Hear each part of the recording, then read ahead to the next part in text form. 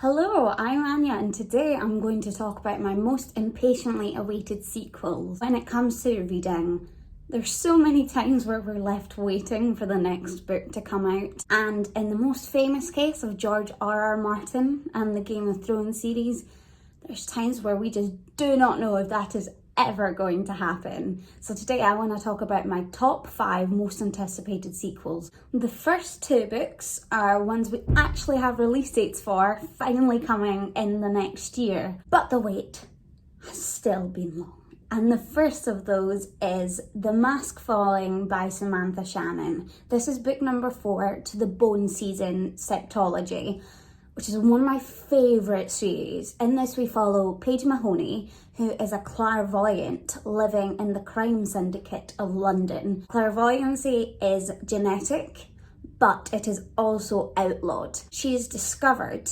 and taken captive to the city of Oxford, where she must deal with the political and social implications of being discovered and fighting against this system. It's one of my absolute favourites in terms of the pacing, the plot. The characters are incredibly entertaining and it is one of the most original series I've ever read. Book 3 came out a few years ago now and it's been a while since we had any news on book 4.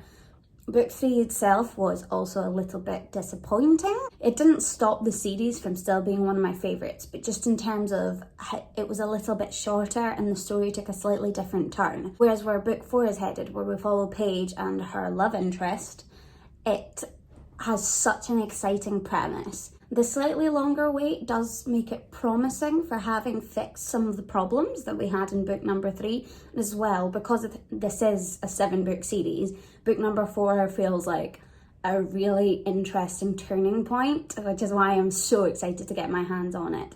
It does have a release date sometime next year. It was going to be late this year in December and then it got pushed back and then pushed back. So I'm still not entirely sure when it's coming out, but I am super excited to get my hands on it.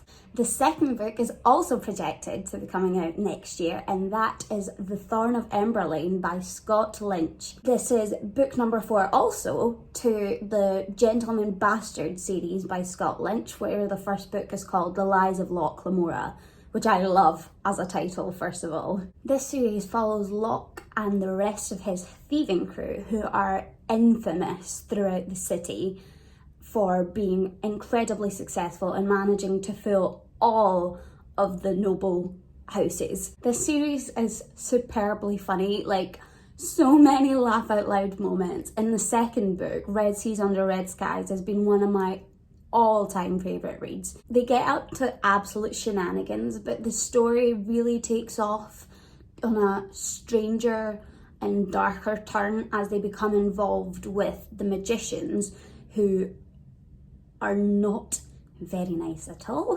And Locke and his friends eventually find themselves at the centre of a really deep plot and in a lot of trouble, which watching how they get out of those situations, how they manage to outsmart the people around them, but also mess everything up in the most amazing ways, is just wonderful. Part of what I love about this series is that you genuinely never know what's coming, because the plots that they themselves have and the way they manage to fool the nobles around them and just the people they interact with, and the way their schemes are set up, you can't tell how it's going to end, what the end goal is, until after it's happened. Scott Lynch has blown my mind so many times while reading these books. It has been a while that we've been waiting for the Thorn of Emberline revelations that were made in book 3, and the stakes which Locke is now facing makes me super excited for this book. I believe it's projected to come out late next year, and I will be getting my hands on it as soon as is physically possible. My next impatiently awaited sequel is The Lost Metal by Brandon Sanderson. This is technically book 7 in the Mistborn series, number 4 in Mistborn Era 2. This series still follows the same magic system, but it's set 300 years after the initial trilogy, which is really fun because from the initial trilogy, those characters essentially become the mythology for our new set of characters and our new world that they live in 300 years later. It's projected to be 4 eras of the Mistborn series, the first being the high fantasy setting that we experience. Era 2, which the Lost Metal is part of, is like a Western story. Era number 3 is meant to be in a world more similar to our own, and era number 4 will be a space opera. I am absolutely beyond excited by the idea of watching how this magic system and the political landscapes expand across these different eras, because the magic system revolves around the consumption and the control of metals, and particularly as we've moved into a Western era in this, where there are railways, where there is more of an industrial age of metal use and guns and just general things more made of metals. It does create a very different setting for this magic system to be used. Mistborn Era 2 follows Waximilian, who is the heir to his house and must come back to the city to take care of it, when all he really wants to do is fight crime in the wild. These books are so much fun. They're a lot shorter than the initial Mistborn trilogy, and that does add to a lot of it. Part of it is because it's not as complex, I suppose, a fantasy setting, and we already get a lot of the exposition in the initial trilogy. The reason these have taken so long is because Brandon Sanderson just absolutely churns out books, and he has so many on the go, with Skyward recently coming out with The Way of Kings, the Stormlight Archive series. After Stormlight Archive 4 comes out this year, I believe and hope that The Lost Metal is projected to be the next book of his that will be brought out. I have sincere hopes for that, because I want my hands on it, and I really, really want to see particularly how Wax's story concludes. Book number 4 is The Returned by V.E. Schwab. This is a young adult trilogy in which we follow Mackenzie, who archives the dead, as in stores away their bodies and their physical remains in what is essentially a library. She is also tasked with bringing back any runaway bodies. It's a very odd sounding series, but super fun, and the way the romance is expanded within it, I love Victoria Schwab's writing. She has written a lot of my other favourite series. She's also someone I've met who's absolutely lovely.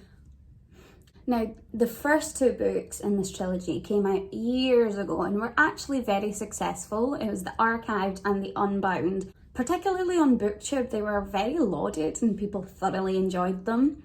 And I believe there's been a problem somewhere with the publishing, from what I've managed to gather online, that the 3rd book might never come out, which is super sad because it will end so well. I do hope eventually it comes out, even if it is just in ebook form, because it is a very exciting trilogy and I just want to see how it ends. I would be very sad if we never get to conclude this one.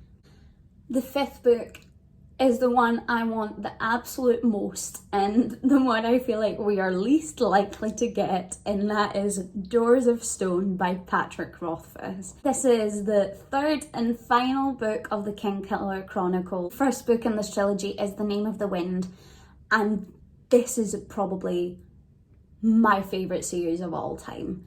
In this, we follow the story of Kvothe, who is a famed magician throughout the land, telling his own story to a traveller who comes to his inn. So we get to experience it from Kvothe at a young age, as he comes to his power and where all goes wrong. Now, the where all goes wrong part we've still to get to, because it's in Doors of Stone. The anticipation and the slow build-up of this story. I have never wanted the conclusion to a story so much in my life.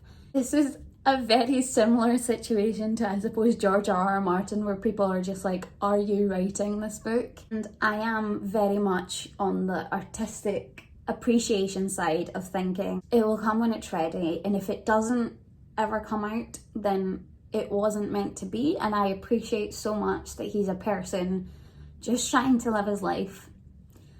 But that doesn't stop the fact that it hurts me that I don't have this book. I really, really, really hope we eventually get the conclusion to this series, because I thoroughly would love to see the story culminate and where we get to have all these questions answered that have been built up. And also, I would just love to read more from Quoth's perspective. He is one of my all-time favourite characters that I have read. He's not necessarily always the most likeable, which is, I believe, the point, because there's a lot of controversy that people just don't like Quoth at all, because he is smart, he knows he's smart, and that's what gets him into so much trouble.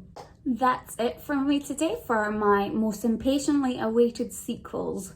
These are all series I clearly really love, so that my impatience for them comes with love. So regardless of the fact that we're having to wait, and it has been a while and it's been a bit of an impatient time, I fully recommend checking out each and every one of them. Thank you very much for watching, and I'll see you all soon. Bye!